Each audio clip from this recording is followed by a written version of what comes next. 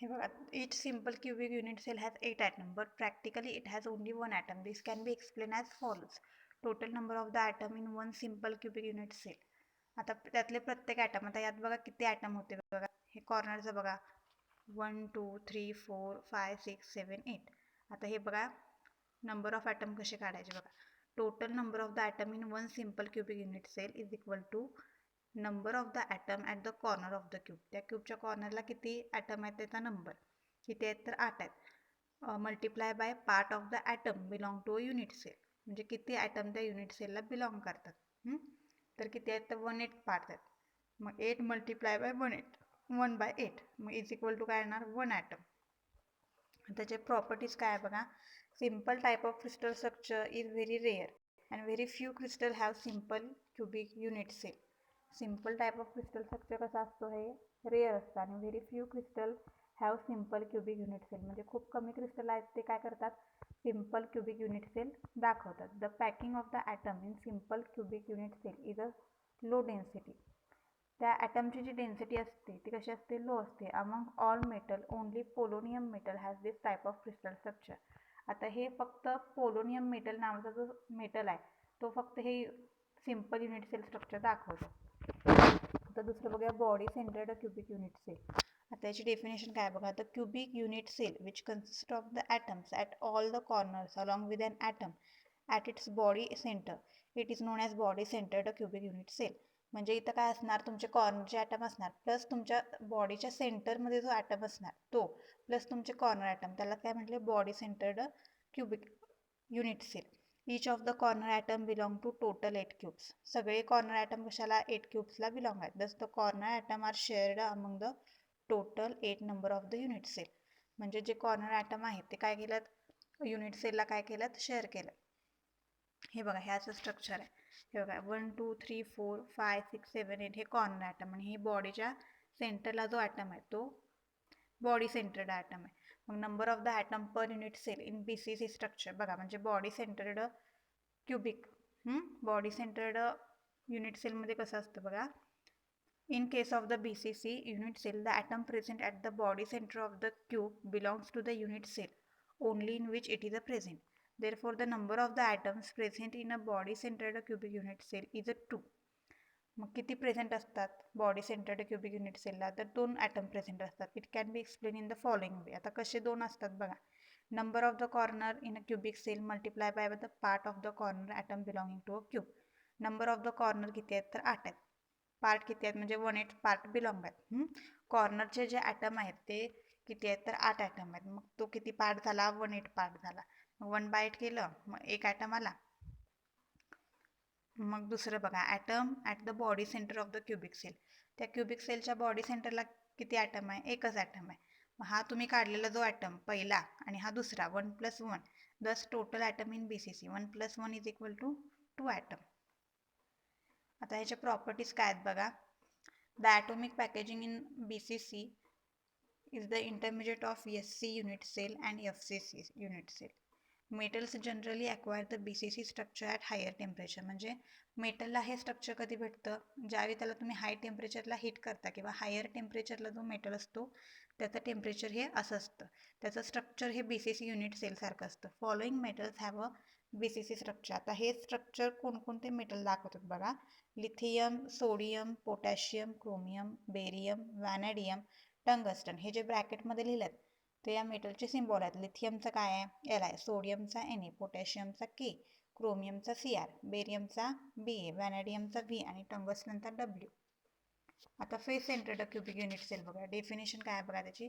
The cubic unit cell which consist of the atoms at all the corners along with an atom. म्हणजे इथं कॉर्नरचे atom असणार plus कुठले atom असणार at the centre of its each face. म्हणजे प्रत्येक बाजूला प्रत्येक जी बाजू आहे मेटलची म्हणजे वरची खालची उजवी बाजू पलीकडची अलीकडची त्या प्रत्येक बाजूच्या सेंटरला काय असणार एक मेटल असणार. With an atom at the centre of its each face is known as face centred cubic unit cell. हे बघा हे काय झालं 1 2 3 4 5 6 7 8. आता ही जी बाजू आहे त्यांची बघा या बाजूला हा एक आहे, या बाजूला हा एक आहे, ही खालच्या बाजूला हा एक आहे, या बाजूला हा, परत ही मागची बाजू आणि पुढची बाजू.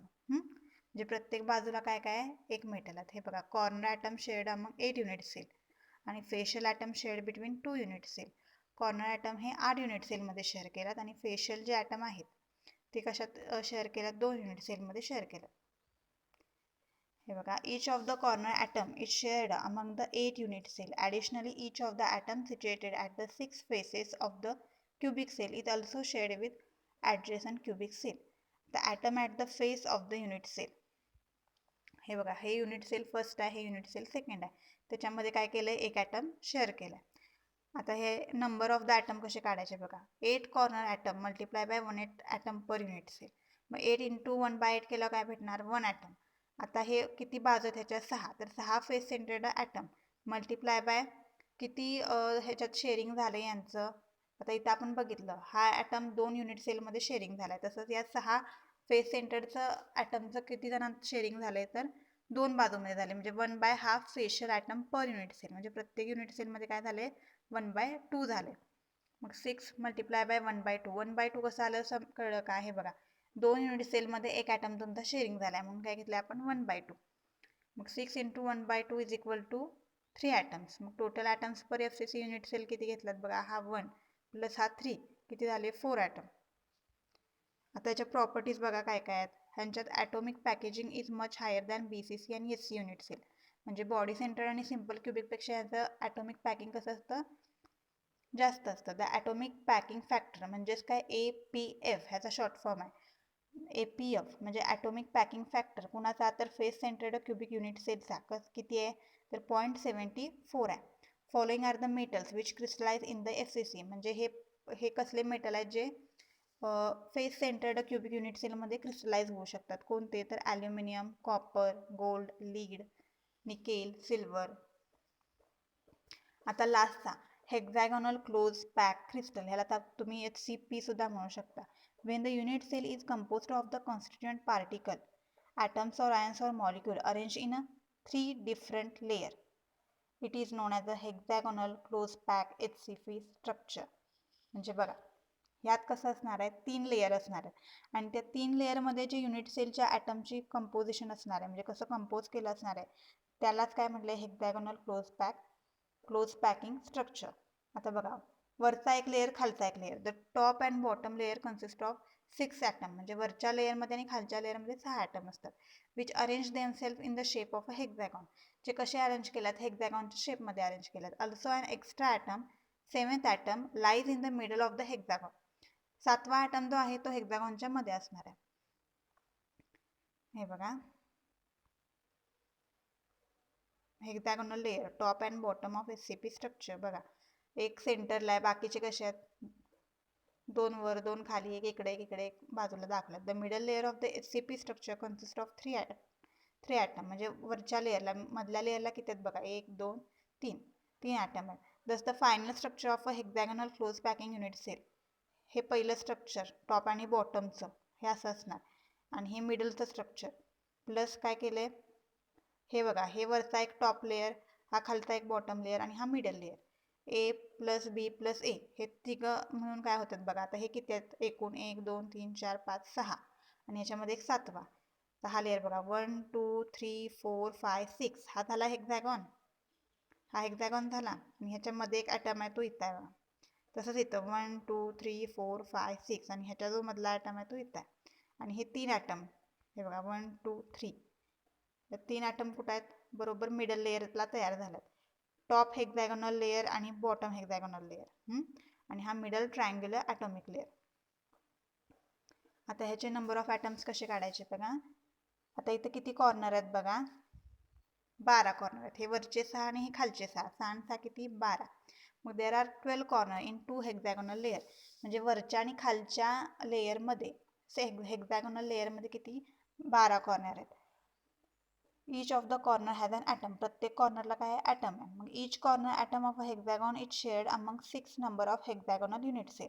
म्हणजे प्रत्येक कॉर्नरचा ॲटम हा काय केला आहे, 6 नंबर ऑफ हेक्झॅगोनल युनिट सेलमध्ये शेअर केला. ड्यू टू दिस ओनली, म्हणजे 6 ह्याच्यामध्ये शेअरिंग केलं आहे. मग तो किती पार्ट हे करणार आहे, 1/6 पार्ट ऑक्युपाय करणार आहे. 1/6 part of a corner atom belong to 1 unit sale.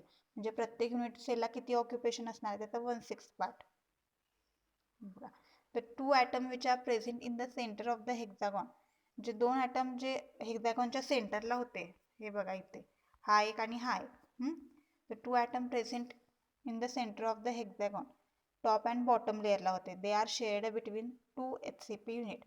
त्यांचं शेअरिंग कशात झाले, 2 HCP युनिट सेलमध्ये झाले. Thus both of this atom contribute only 1/2, म्हणजे 2 ह्याच्यात शेअरिंग झाले म्हणून कसा कंट्रीब्यूट करतो तो 1/2 टू 1 HCP युनिट सेल.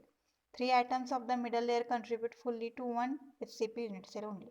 जो मिडल लेअर दाखवलेला तो कुठं होता, त्यामध्ये किती ॲटम होते, 3 ॲटम होते. मग ते काय करतात, त्यांचं कंट्रीब्युशन कसं आहे, the 3 atom of the middle layer contribute fully to 1 HCP unit cell, म्हणजे ते एकाच युनिट सेलला काय होतात, कंट्रीब्यूट होतात. मग बघा, 12 corner in 2 hexagonal layer, 2 hexagonal लेअरमधले 12 corner multiply by 1/6 part corner atom, किती येणार हे 2 ॲटम. तसंच 2 फेसेस ऑफ हेक्झॅगॉन, म्हणजे वरचा आणि खालचा, आणि त्यांच्यामध्ये किती होता 1/2 part of the facial atom, म्हणजे वरच्या हेक्झॅगॉनमध्ये एक होता, खालच्या हेक्झॅगॉनमध्ये एक होता, म्हणून 1/2 part of the facial atom. 2 × 1/2 is equal to 1 atom. Atom present in the middle layer belong to only 1 HCP only, त्यामध्ये किती होते 3 ॲटम होते. मग total number of the atom per HCP unit cell किती झाले बघा, हे 2, हा 1 आणि हा 3, किती झाले 6 ॲटम. मग हे कोणते मेटल दाखवतात HCP structure, hexagonal pack structure कोण दाखवतं बघा, beryllium, cadmium, magnesium, titanium, zinc, zirconium etcetera crystallises in HCP structure.